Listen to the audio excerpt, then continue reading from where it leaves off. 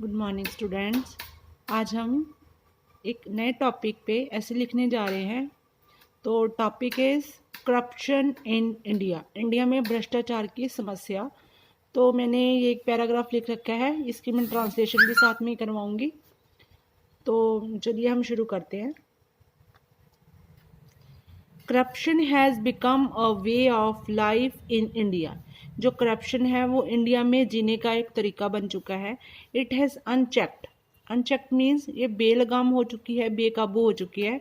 It's self deeply in the social, समाज में, हमारे में, पॉलिटिकल या राजनीति में, इकोनॉमिक, हमारी आर्थिक व्यवस्था में, एंड रिलीजियस लाइफ, जहाँ हमारी धार्मिक जिंदगी है जो ऑफ द नेशन, जो भी हमारे राष्ट्र में ये सारी चीज़ें हैं उनमें ये पूरी तरह से करप्शन है जो बेकाबू हो चुकी है। To be true, right from the prime minister down to the ordinary clerk, प्रधानमंत्री से लेके नीचे तक के क्लर्क जो होते हैं in the office, no one is free from being a corrupt person. सभी, पूरा सिस्टम ही हमारा जो भ्रष्टाचार के अंडर आ चुका है। ड्यू टू दिस, इसी के कारण क्राइम एंड क्रिमिनलाइजेशन, जुर्म और जुर्म की जो सीमाएं हैं ऑफ सोशल, समाज में, एंड पॉलिटिकल, राजनीति में, life has spread its roots, इसने अपनी जड़ें फैला ली हैं।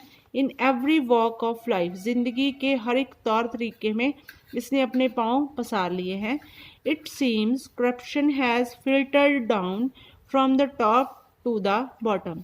ऐसे लगता है कि जो करप्शन है फिल्टर डाउन मतलब वो स्क्रॉल होके नीचे से ऊपर तक जा रही है। And specially in India A parallel economy of black money operates, यहाँ पे ब्लैक मनी का धंधा भी पूरे जोरों से चल रहा है। It is controlled and regulated, इसको कंट्रोल कौन करता है या फिर इसको कौन चलाता है, इसका कौन ऑर्गेनाइजर है? By the dons of the underworld. Underworld में जितने भी क्रिमिनल्स हैं तो उसके जो डॉन है, उनके जो हेड है, वो इसको रेगुलेट करते हैं। किसको? ब्लैक मनी को। Simple living and high thinking, high thinking used to be the ideals of our leaders during the struggle for independence,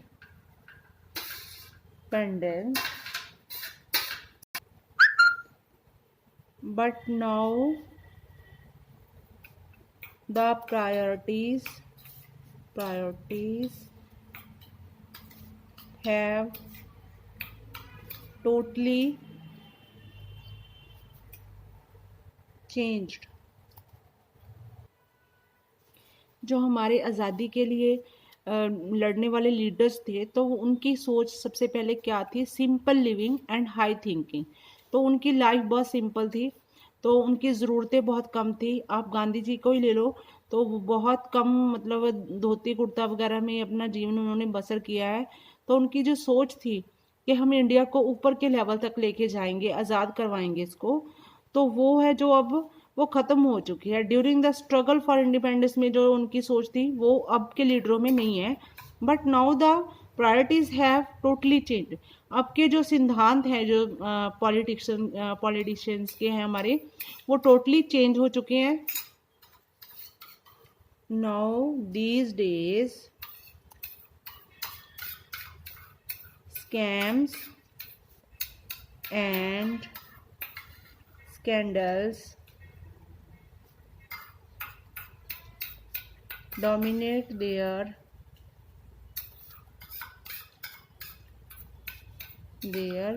political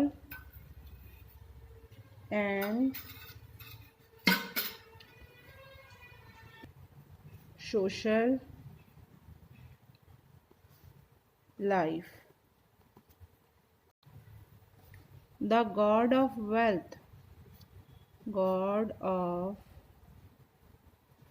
wealth has corrupted their minds and morals.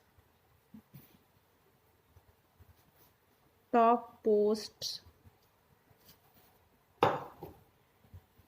and jobs can be bought. The members of legislative and the parliament are being the part of corrupt practitioners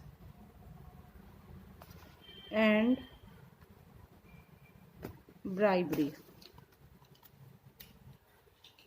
Now these days scams and scandals dominate their political and social life.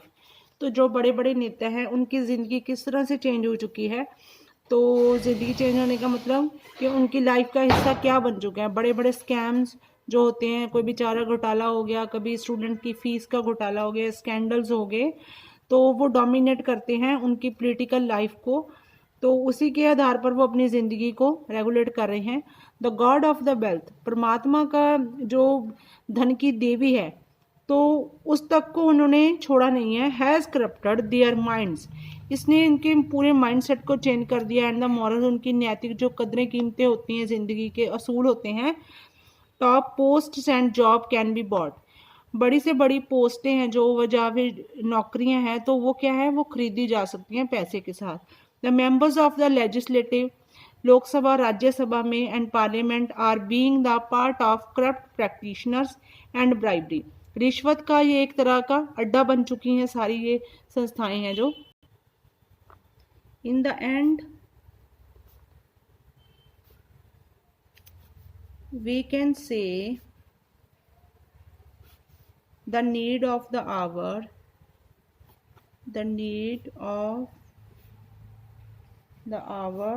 is an inspiring leadership with their firm political will to fight